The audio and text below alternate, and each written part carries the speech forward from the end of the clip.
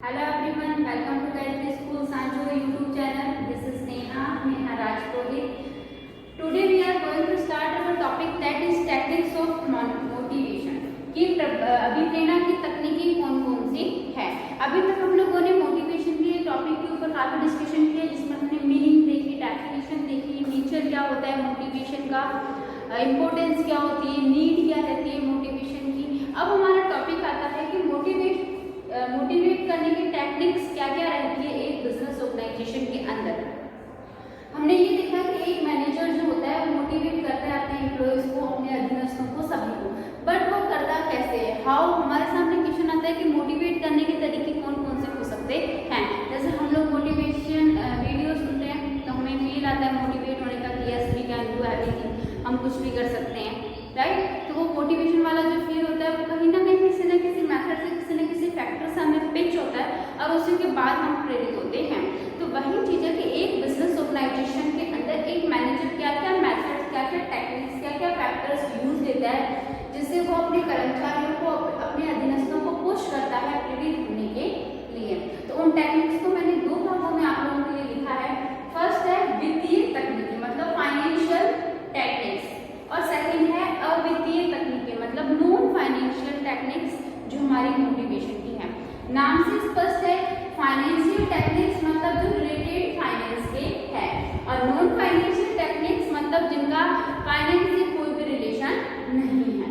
तो financial techniques मतलब ऐसी तकनीकें जिससे वित्त की सहायता से, वित्त से संबंधित कोई भी तकनीक, कोई भी तरीका जिससे कर्मचारी या व्यक्तियों को प्रोत्साहित किया जाता है कामों को बेहतरीन तरीके से करने के लिए।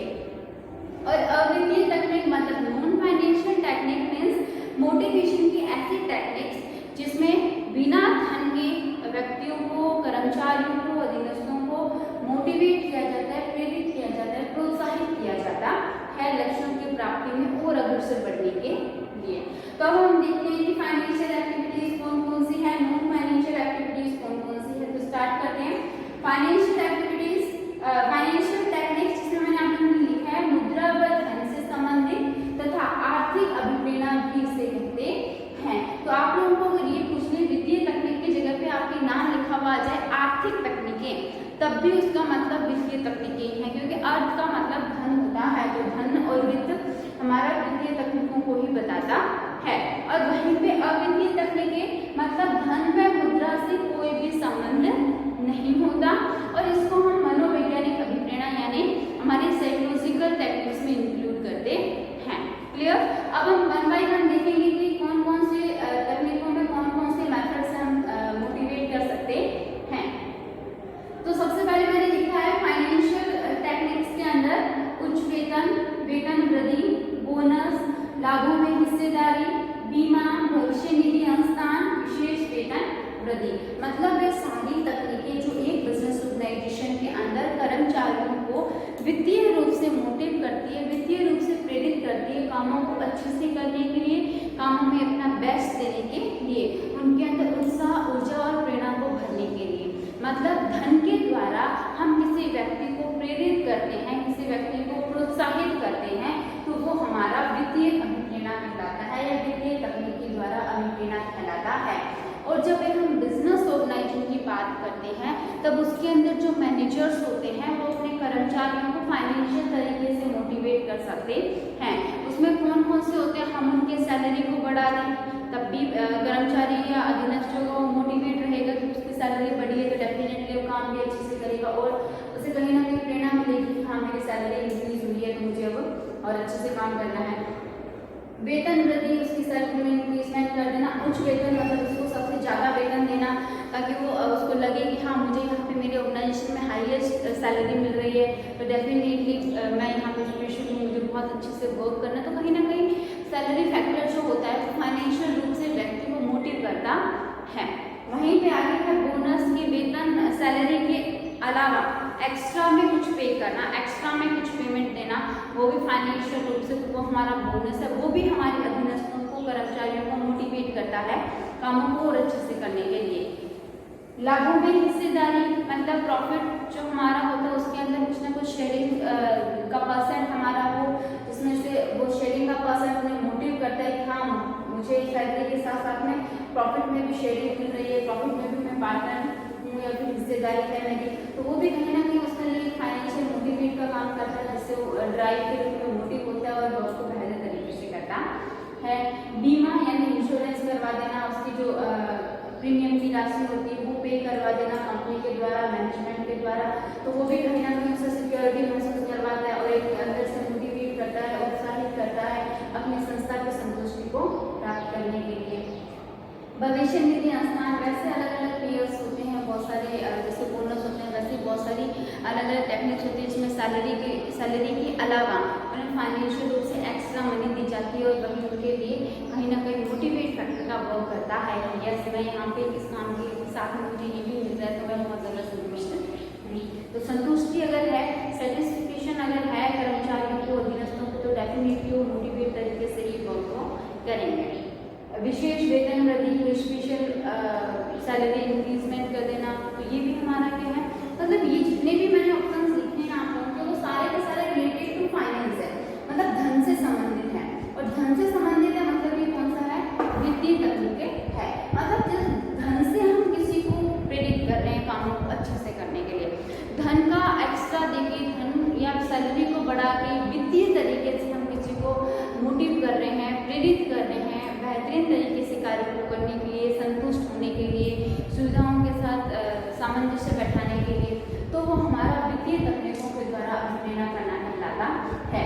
और इसमें होता है क्या है, कर्मचारी व्यक्ति जो होता है वो अपनी अनिवार्य आवश्यकताओं के साथ साथ विलक्षित आवश्यकताओं की भी संतुष्टि तक पहुँच जाता है और फिर वहाँ तक पहुँचने के बाद उसे संतुष्टि मिलती है जो अभिप्रेरणा से ही संभव हो पाती है, जो उसे प्रोत्साहित करती है अपनी संस्था के अंदर अपनत्व के भाव को विकास करते हुए कामों को अच्छी तरीके से करना और रिजल्ट अचीव करना।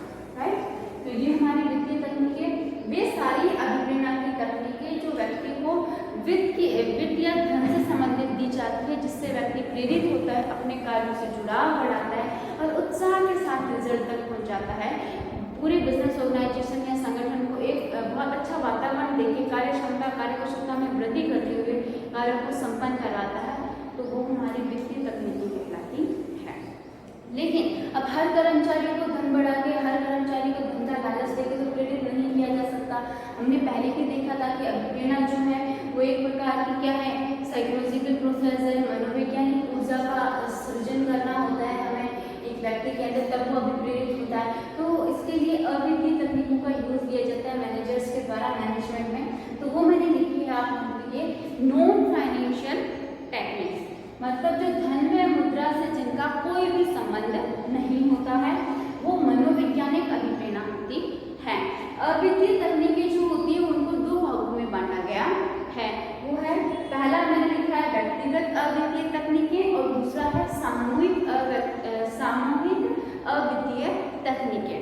व्यक्तिगत अवित्तीय तकनीकों में पदोन्नति यानी प्रमोशन करना, व्यक्तिगत संपर्क स्थापित करना मतलब एक अच्छा कम्युनिकेशन स्किल डेवलप करना, विकास के अवसर यानी कर्मचारियों को डेवलपमेंट के अवसर देना, प्रशिक्षण देना, उनके ज्ञान में वृद्धि के अवसर देना, तो उससे भी वो क्या होंगे, मोटिवेट होंगे, अपनी संस्था से उनका जुड़ाव बढ़ेगा। आगे है कार्य विस्तार, मतलब एक सिंगल कार्य की जगह पे समूह में कार्य देना, तो समूह भावना का विकास होगा, सामाजिकता की भावना का विकास होगा, तो कहीं ना कहीं व्यक्ति खुद को सिंगल अकेला महसूस नहीं करके कर्मचारी समूह में काम करेंगे तो अच्छे से काम कर पाएंगे, मोटिवेट तरीके से वर्क करेंगे।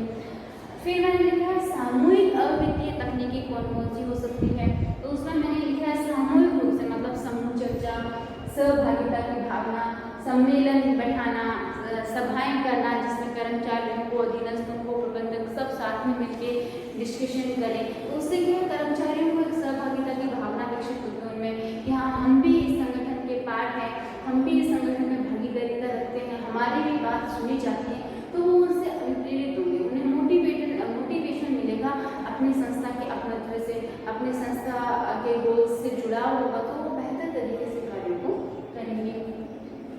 सामूहिक रूप से प्रशिक्षण देना, उन्हें ट्रेनिंग दिलवाना, जिससे वो सेटिस्फाई हो कि हाँ अब हम बेस्ट तरीके से वर्क कर पाएंगे, तो ये सब हमारे व्यक्तिगत और सामूहिक रूप से अवित्तीय तकनीकें होती हैं। इनका हम वन बाय वन डिस्कशन करेंगे, जो ऑल ओवर मैंने आपको यहाँ पे लिखी है कि अवित्तीय नॉन फाइनेंशियल टेक्निक्स कौन सी होती है, जिससे एक मैनेजमेंट या मैनेजर के द्वारा मोटिवेट किया जाता है अपने कर्मचारियों को और एक मोटिवेट वाला एनवायरनमेंट प्रिपेयर किया जाता है अपनी ऑर्गेनाइजेशन में। तो फर्स्ट शुरू करते हैं, पद व सेवा सुरक्षा। पद व सेवा सुरक्षा मतलब अगर एक संगठन में कर्मचारियों को उनकी जॉब की सिक्योरिटी और उनको कंटिन्यू कार्य मिलते रहते हैं, काम मिलते रहते हैं, तो उनको क्या सुरक्षा महसूस होती है कि हाँ हमारी जॉब फिक्स है, हम स्थायी रूप से यहाँ पे काम कर रहे हैं। तो वो जो सिक्योरिटी होती है वो सिक्योरिटी उन्हें रिस्क या जोखिम से मुक्त करती है।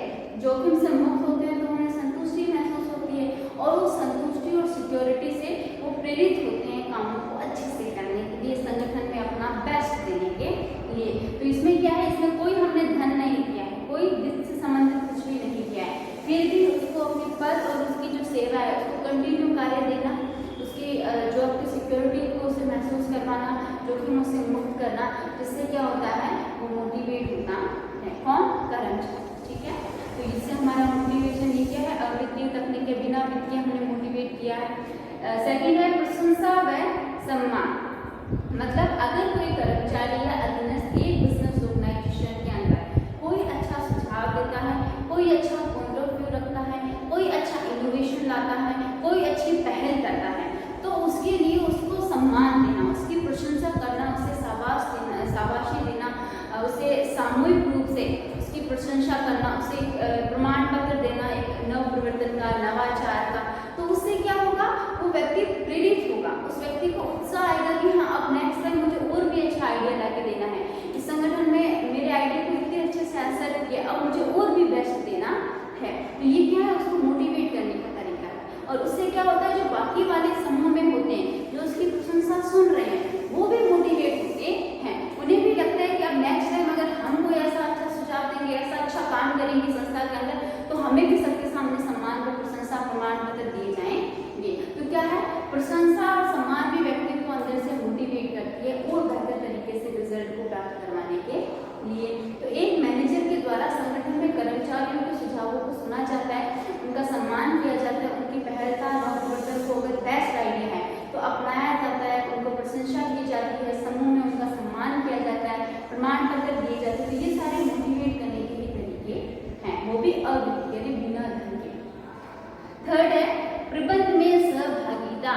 मतलब हमारा जो बिजनेस ऑर्गेनाइजेशन का मैनेजमेंट हो रहा है, उस मैनेजमेंट के अंदर हमारे कर्मचारी, हमारे अधीनस्थों को भागीदारी देना भी उन्हें मोटिवेट करता है। कैसे? एक बिजनेस ऑर्गेनाइजेशन में मैनेजर्स वर्क करते हैं, अगर वो मैनेजर्स आदेश निर्देश देते टाइम कुछ परामर्श ले लेते हैं कर्मचारियों से, अधीनस्थों से, कुछ सुझाव ले लेते हैं, उनकी बात सुनते हैं, उनसे कुछ सजेशंस पूछते हैं, तो कर्मचारियों को लगता है कि हाँ हम भी प्रबंध में भागीदारी निभा रहे हैं, हमारा भी कहीं ना कहीं इस मैनेजमेंट में क्या है रोल है। जब डिसीजंस लिए जाते हैं, जब विचारों पर मंथन किया जाता है, प्लानिंग की जाती है, तब उन सबके सुझावों, उन सबके साथ में बैठ के समूह चर्चा करके रिजल्ट डिसाइड किए जाते हैं, प्लानिंग डिसाइड की जाती है, व्यूह रचनाएं बनाई जाती है, नीति निर्धारण किया जाता है, नियम बनाए जाते हैं, लक्ष्यों का निर्धारण किया जाता है। तो इन सब में जब सबको साथ में बैठा के काम करवाते हैं, सबसे सजेशंस लिए जाते हैं, सबकी भागीदारी इंक्लूड की जाती है, तो वो कहीं ना कहीं कर्मचारियों को, अधीनस्थों को मोटिवेट करती है कि यस हम भी इस संगठन में सक्रिय रूप से सहभागिता को निभा रहे हैं, वो भी मैनेजमेंट के पार्टीशन में। तो वो उनको मोटिवेट करता है कि हाँ हमारे ही लक्ष्य निर्धारित किए गए हैं, हम लोगों ने ही नीति निर्धारण किया है, तो हम लोग अभी को अच्छे से फॉलो करते हुए गोल्स को अचीव करेंगे। तो ये भी मोटिवेशन का तरीका है। आगे है प्रभावी नेतृत्व व पर्यवेक्षण। एक प्रबंधक के द्वारा, एक मैनेजर के द्वारा इफेक्टिव लीडरशिप करके और इफेक्टिव तरीके से सुपरवाइजिंग करके बहुत अच्छे से अधीनस्थों और कर्मचारियों को मोटिवेट किया जा सकता है। ये उनकी तकनीकी होती है। कैसे? अगर एक प्रबंधक या एक लीडर इफेक्टिव तरीके से लीडरशिप करता है अपने कर्मचारियों के ऊपर, तो वो उन्हें क्या महसूस करवाएगा? वो उन्हें सामूहिकता की भावना महसूस करवाएगा, वो उन्हें हम की भावना महसूस करवाएगा। क्योंकि नेता का काम होता है, नेता का गुण होता है कि वो म पे नहीं, मे पे नहीं, हम पे वर्क करता है कि हम सब साथ में मिलकर ये करेंगे, हम सब ने साथ में मिलकर ये अचीव किया है, अब हमें सबको मिलकर ये काम ऐसे करना है। तो वो क्या प्रभावी नेतृत्व, मतलब एक गुड लीडरशिप, इफेक्टिव लीडरशिप एक मैनेजर करके कर्मचारियों को, अधीनस्थों को मोटिव करता है। और वहीं पे पर्यवेक्षक मतलब एक सुपरवाइजर जो होता है, वो एक बिजनेस ऑर्गेनाइजेशन के अंदर जितने भी उसके नीचे के अधीनस्थ होते हैं, कर्मचारी होते हैं, उन सबके साथ मानवीयता का भाव, एक सम्मानजनक का भाव, उन्हें कुछ कर्मचारी को कुछ समझ नहीं आ रहा है, उनके अंडरस्टैंडिंग को समझाना, उन्हें समझाना, इसी के साथ साथ में उनको मोटिव भी करना, उनके साथ अनफॉर्मल कम्युनिकेशन करना, मतलब अनौपचारिक रूप से जुड़ाव रखना। ये अगर एक सब सुपरवाइजर करता है तो वो कर्मचारियों से परफेक्ट रूप से जुड़ा रहता है और कर्मचारी भी कंफर्टेबल जोन महसूस करते हैं, जिससे वो मोटिवेट होते हैं। तो इसमें बिना वित्त के इफेक्टिव लीडरशिप और एक इफेक्टिव तरीके के सुपरवाइजिंग के तरीके से हम अधीनस्थों को और कर्मचारियों को मोटिवेट कर पाते हैं। आगे है अधिकार प्रत्यायोजन, जो बहुत इंपॉर्टेंट पॉइंट है। आप लोगों के सिंगल क्वेश्चन या 1 नंबर या 2 मार्क्स जो क्वेश्चन आते हैं उनके अंदर ये पूछा जाता है कि अधिकार प्रत्यायोजन क्या होता है। मतलब अगर कर्मचारियों को आप उत्तरदायित्व दे रहे हो, उत्तरदायित्वों का बंटवारा कर रहे हो, तो उसके साथ ही साथ उनको अधिकार भी देने हैं, उनको उनके उत्तरदायित्वों के अनुपात में अधिकार भी मिलने चाहिए। मतलब जो उच्च प्रबंधक होते हैं या जो टॉप मैनेजर्स होते हैं, उनके अधिकारों का नीचे के अधीनस्थों तक बंटवारा करना, प्रत्यायोजन करना, यानी नीचे तक पहुंचाना। मतलब अधीनस्थों को भी अधिकार देने, कर्मचारियों को भी कुछ अधिकार देने। तो ये सब जो अधिकारों का बंटवारा है, अधिकारों का प्रत्यायोजन जो किया जाता है, एक दूसरे को जो दिए जाते हैं अधिकार, उससे क्या होता है, कर्मचारी और अधीनस्थों का विश्वास पैदा होता है, उन्हें उनका विश्वास जागृत होता है कि हाँ, हमारे कुछ प्रबंधक हमारे ऊपर इतना विश्वास करते हैं, तब भी हमें ये इतनी ऑथोरिटी दिए, इतना अधिकार दिए। इससे होता है कि वो मोटिवेट रहते हैं कि हाँ, हम भी यहाँ पे बहुत अच्छे से काम कर रहे हैं, हमारे ऊपर हमारे टॉप मैनेजमेंट विश्वास रखते हैं कि हाँ, हम ये काम बहुत अच्छे से कर सकते हैं, तभी हमें ये अधिकार मिल रहा है। तो ये क्या है, अधिकार प्रत्यायोजन, यानी अधिकारों को देना, जिससे होता क्या है, कर्मचारी मोटिवेट रहते हैं, उनका विश्वास जागृत होता है, उनका आत्मविश्वास बढ़ता है, उनका मनोबल बढ़ता है कि हाँ, हमारे उच्च अधिकारी हमारे पे विश्वास करके हमें ये दे रहे, तो अब हमें रिजल्ट भी अच्छा निकाल कर दिखाना है। तो ये भी मोटिवेशन का तरीका है। आगे है कार्य विस्तार व कार्य परिवर्तन। 2 वर्ड है, कार्य विस्तार और कार्य परिवर्तन। कार्य विस्तार मतलब कि एक व्यक्ति को एक कार्य देने के बजाय, एक टारगेट देने के बजाय समूह के अंदर उसको कार्य दो, उसके कार्य को विस्तार कर दो, बढ़ा दो, सामूहिक रूप का कार्य दे दो। क्योंकि सामूहिकता के साथ कार्य करने पे क्या होगा, कर्मचारियों में, अधीनस्थों में सामाजिक भावना का विकास होगा, वो सामाजिक ट्रीटमेंट करना सीखेंगे और उसी से संगठन में समन्वय बनेगा। और समूह के साथ कार्य करने में व्यक्ति निरस भी नहीं होगा, हताश भी नहीं होगा, और एक टारगेट जो ग्रुप ने डिसाइड किया है, वो ग्रुप कम्युनिकेशन और ग्रुप कोऑर्डिनेशन से बहुत अच्छे से प्राप्त भी करने लग जाएंगे। तो ये भी उनको मोटिव करता है कि यस, हमें एक ग्रुप टारगेट मिला है, उसे हमें करना ही करना है। वहीं पे कार्य परिवर्तन मतलब एक कर्मचारी या एक अधीनस्थ को, एक व्यक्ति को एक ही प्रकार का कार्य पूरे टाइम नहीं करवाना चाहिए। हम अगर एक मैनेजर के द्वारा एक बिजनेस ऑर्गेनाइजेशन के अंदर टाइम टू टाइम कर्मचारी का कार्य चेंज कर दिया जाता है, तो कर्मचारी निरस नहीं होते, कर्मचारी हताश नहीं होता है, अपने कार्य से बोर नहीं होता है, बोझिल नहीं महसूस करता। तो टाइम टू टाइम उसके कार्य अगर परिवर्तित कर दिए जाते हैं, तो नया नया उसका अनुभव भी बढ़ता है, उसे ट्रेनिंग भी मिल जाती है, और वो कार्यों को बहुत उत्साहित और नए कार्य में कुछ ना कुछ इनोवेशन करने का भी सोचता है। तो क्या है, कार्य परिवर्तन करने से भी हमें, कार्य परिवर्तन करके भी एक मैनेजर अपने अधीनस्थों को और कर्मचारियों को मोटिवेट कर सकता है।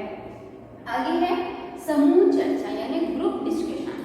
समूह चर्चा मतलब कर्मचारी, अधीनस्थ, प्रबंधक सब साथ में मिलकर उद्देश्यों का निर्धारण करें। अगर हमारे संगठन में कोई समस्या है, हमारे टारगेट में कोई दिक्कत आ रही है हमें, तो उसके लिए समूह के साथ में बैठकर सामूहिक रूप से विचार मंथन करें कि हमें क्या करना चाहिए, किस प्रकार करना चाहिए, क्या क्या सुझाव है हमारे पास। तो इन सब को अगर समूह के रूप में वो चर्चा करेंगे, सामूहिक रूप से डिस्कशन करेंगे, तो ग्रुप डिस्कशन से क्या होगा कि सभी अधीनस्थ, सभी कर्मचारी मोटिवेट महसूस करेंगे, उन्हें लगेगा कि यस, हमसे भी कुछ ना कुछ सजेशंस मांगे जा रहे हैं, हमारी एबिलिटी में भी इन लोगों को यकीन है कि हाँ, ये भी कुछ सुझाव दें, ये भी कुछ इम्प्रूव दिखाए। तो ये क्या है, सामूहिकता की यानी समूह चर्चा करना, ग्रुप डिस्कशन करना, जिससे कर्मचारियों को अपनापन महसूस होता है, उन्हें संगठन अपना लगता है, हम में काम करने लग जाते हैं वो सब। तो समूह चर्चा भी एक मैनेजर के द्वारा संगठन में सामूहिक चर्चाएं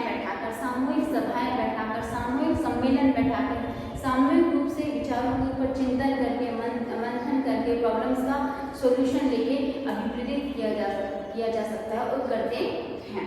आगे मैंने लिखा है विकास के अवसर, यानी एक बिजनेस ऑर्गेनाइजेशन के अंदर एक मैनेजर के द्वारा अपने कर्मचारियों को नए कामों के लिए कोई ना कोई ट्रेनिंग देना, जिससे वो ट्रेन होकर उन कार्यों के अंदर बेहतरीन अनुभव प्राप्त करके उनके उस कार्यों का विकास होगा, उनका कर्मचारियों का क्या होगा, डेवलपमेंट होगा, उन्हें नए नए ज्ञान की प्राप्ति होगी, उन्हें नया नॉलेज मिलेगा, अपने काम के प्रति वो ट्रेंड रहेगी, कार्यदक्षता कार्यकुशलता में वृद्धि रहेगी।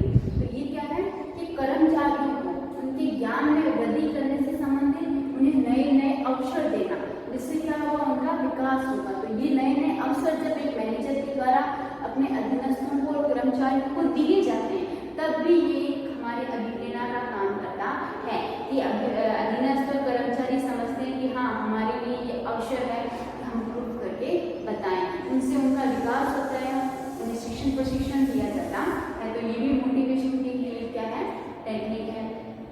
आगे लिखा है प्रतिस्पर्धा व चुनौतियां, ये बहुत इंपॉर्टेंट है, अवित्तीय में ये बहुत ही इंपॉर्टेंट टेक्निक है हमारी, चुनौतियां और प्रतिस्पर्धा। तो प्रतिस्पर्धा यानी कंपटीशन होता है बिजनेस ऑर्गेनाइजेशन के अंदर मैनेजर के द्वारा एक टारगेट दे दिए जाते हैं। कुछ लोग होते हैं जिन्हें कंपटीशन में काम करके जीतना बहुत पसंद होता है, तो वो ये करते हैं कि कंपटीशन, एक हेल्दी कंपटीशन को राइज करते हैं अपने ऑर्गेनाइजेशन के अंदर। तो मैनेजमेंट के द्वारा एक बहुत ही हेल्दी कंपटीशन को हमारी ऑर्गेनाइजेशन या हमारे बिजनेस के अंदर लागू किया जाता है और उन्हें रिपोर्ट्स, उन्हें टारगेट्स दिए जाते हैं कि हम अपने पिछले वाले बिजनेस के रिकॉर्ड्स को तोड़कर अब हम बहुत अच्छे वाला टारगेट सेट कर रहे हैं। उन टारगेट के लिए पर्टिकुलर इंडिविजुअल रूप से भी टारगेट्स दिए जाते हैं कर्मचारियों को और अधीनस्थों को, जिससे क्या होता है हर कर्मचारी, हर अधीनस्थ अभिप्रेरित रहता है अंदर से कि ये मुझे मेरा टारगेट कंप्लीट करना है, मुझे यहाँ पे सबसे फर्स्ट या टॉप पे आना है, मुझे पिछले वाले सारे रिकॉर्ड तोड़ के बताने हैं। तो उससे वो मोटिवेट होता है, उस कंपटीशन, उस हेल्दी कंपटीशन से वो मोटिवेट होता है, तो कामों को बहुत ही अच्छी तरीके से करता है। तो ये भी एक मोटिवेशन का तरीका है कि आप कंपटीशन ले आओ, कंपटीशन में अपने आप एक्टिविटी होकर वर्क करेगा। और सेकंड में लिखा है चुनौतियाँ। कुछ लोगों को चैलेंज एक्सेप्ट करना बहुत पसंद होता है और चैलेंज जीतना बहुत अच्छा लगता है। तो यही है कि एक इन्वायरमेंट के अंदर आप चैलेंज दे दो कि ये कंप्लीट करके बताना है, या ये चैलेंज है कि इतने टाइम में ये कंप्लीट करो। तो कुछ जो होते हैं वो चैलेंज को एक्सेप्ट करने में बहुत प्रायोरिटी करते हैं। तो जैसे ही चैलेंज दोगे वो एक्सेप्ट करेंगे, उस चैलेंज को कंप्लीट करने के लिए वो अपना बेस्ट दे देंगे। तो यही है हेल्दी कंपटीशन, हेल्दी चैलेंजेस को देना भी हमारा मोटिवेट करने का ही तरीका है, जिससे व्यक्ति को और ज़्यादा उत्साही तरीके से, प्रोत्साहित तरीके से कार्य करते हैं। ये सारे ही है साइकोलॉजिकल तरीके हैं कि कर्मचारियों, अधीनस्थों के दिमाग भी कैच किया जाता है, उनके ऊपर पिच किया जाता है, फिर वो मोटिवेट होते हैं कि उनके दिमाग में चैलेंज को एक्सेप्ट करना, कंपटीशन के अंदर खुद को प्रूव करना, ये सब साइकोलॉजिकल चीज़ें हैं जो उनको काम को करने के लिए मोटिव करती है, उन्हें पुश करती है कि यस यू कैन, हमें करना ही करना है। तो वही ये तरीके हैं जिन्हें हम अवित्तीय तकनीकें कहते हैं, जिसमें वित्त का कोई भी संबंध नहीं होता। नेक्स्ट मैंने लिखा है स्वस्थ वातावरण यानी हेल्दी एनवायरनमेंट। हमारे ऑर्गेनाइजेशन के अंदर जो मेहनती है उनको सम्मान देना, उनकी प्रशंसा करना, एक अच्छा कम्युनिकेशन बना के रखना, अधीनस्थों के साथ, कर्मचारियों के साथ मानवीय व्यवहार बनाए रखना, सबका सम्मान करना, बहुत अच्छे से बोलना, ये सब क्या है हमारे एनवायरनमेंट की हेल्दी हमारा संगठन का हेल्दी एनवायरनमेंट है।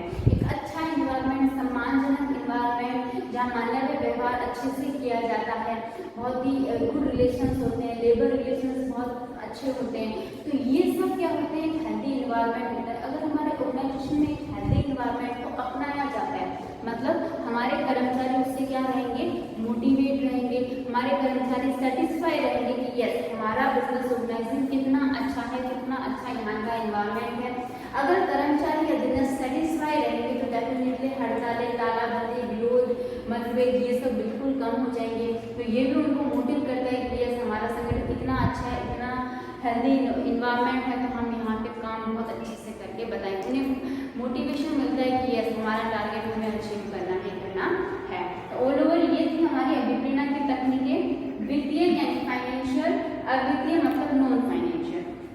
जो हमारी वित्तीय तकनीकें होती है, वित्तीय तकनीकों को हम आर्थिक तकनीकें भी कह सकते हैं, और जो अवित्तीय तकनीकें होते हैं उन्हें हम मनोवैज्ञानिक तकनीकें भी कह सकते हैं। वित्तीय तकनीकें जो मुद्रा धन से संबंधित होती है, जिसमें उच्च वेतन में करना, बोनस देना, उन्हें एक्स्ट्रा लाभों में हिस्सेदारी देना, विशेष वेतन वृद्धि करना, मतलब धन से संबंधित उनको प्रेरित करना, धन देकर धन को बता के उन्हें मोटिव करना कामों को करने के लिए, राइट। अब हम अविधि तकनीकों की बात करें जिनका धन और मुद्रा से कोई भी संबंध नहीं होता है, साइकोलॉजिकल रूप से उन्हें मोटिव किया जाता है, जिससे वो प्रेरित होकर कामों को, कार्यों को, टारगेट्स को बहुत अच्छे से अचीव करवाते हैं। इसमें है पद व सुरक्षा, सेवा सुरक्षा, प्रशंसा व सम्मान, प्रबंध में सहभागिता, प्रभावी नेतृत्व व पर्यवेक्षण, अधिकार प्रत्यायोजन, कार्य विस्तार व कार्य परिवर्तन, समूह चर्चा, विकास के अवसर देना जिसमें उन्हें ट्रेनिंग्स दी जाती है, प्रतिस्पर्धा व चुनौतियाँ, स्वस्थ वातावरण। और वहीं पे अवित्तीय तकनीकें जो होती हैं उनको दो भागों में बांटा जाता है, व्यक्तिगत अवित्तीय तकनीकें और सामूहिक अवित्तीय तकनीकें। तो आज हमारा हो गया कंप्लीट टेक्निक्स ऑफ मोटिवेशन यानी अभिप्रेरणा की तकनीकें हमारी कंप्लीट हो गई। अब हम नेक्स्ट जो करेंगे वो अभिप्रेरणा के कॉन्सेप्ट देखेंगे, कौन कौन से राइटर्स ने, कौन कौन से मोटिवेशन मास्टर्स ने हमारी थ्योरीज दी है मोटिवेशन की। तो आप लोग अच्छे से इनकी पॉइंट्स को नोटबुक में नोट करें और स्टडी अच्छे से करें। All the best, thank you.